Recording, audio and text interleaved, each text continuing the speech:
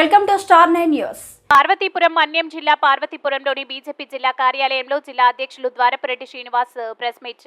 NDA కూటమికి ప్రజలు చూపించిన ఆదరాభిమానాలు, వారికి కృతజ్ఞతలు. పక్క రాష్ట్రంలో బీజేపీ ప్రభుత్వం ఏర్పడడంతో పక్కనే ఉన్న మన మన్యం జిల్లాకు సంబంధించిన కోటియో జంగవతి సమస్యల పరిష్కారానికి కృషి. కూటమిలో భాగస్వామిగా ఉన్నాం. జిల్లాను అభివృద్ధి చేయడానికి కృషి.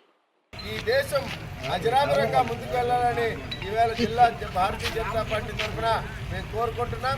అలాగే పార్వతీపురం మన్యం జిల్లా ప్రజల తరఫున కూడా మోడీ గారికి శుభాకాంక్షలు తెలియజేస్తూ నరేంద్ర మోడీ గారి నాయకత్వం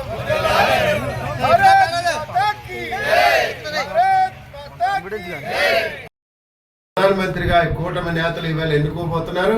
వారి ఎన్నిక లాంఛనప్రాయమే అయినా ఈవేళ అది పూర్తి చేస్తున్నారు. కాబట్టి మూడోసారి ప్రధానమంత్రిగా మోదీ గద్దెనెక్కడం దేశ చరిత్రలో ఒకటి జవహర్లాల్ నెహ్రూ గారు, ఇప్పుడు నరేంద్ర మోడీ గారికి ఘనత దక్కుతుందని ఈ సందర్భంగా తెలియజేస్తూ వారికి మీడియా ద్వారా భారతీయ జనతా పార్టీ పార్వతీపురం మన్యం జిల్లా ప్రజల ద్వారా వారికి శుభాకాంక్షలు తెలియజేస్తూ మోడీ గారు ప్రధానమంత్రిగా